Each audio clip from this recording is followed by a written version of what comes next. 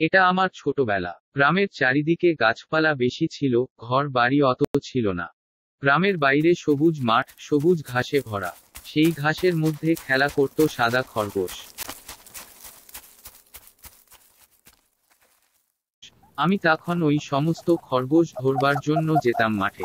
কখনো ধরতে পারতাম, আবার কখনো তারা লুকিয়ে পড়ত।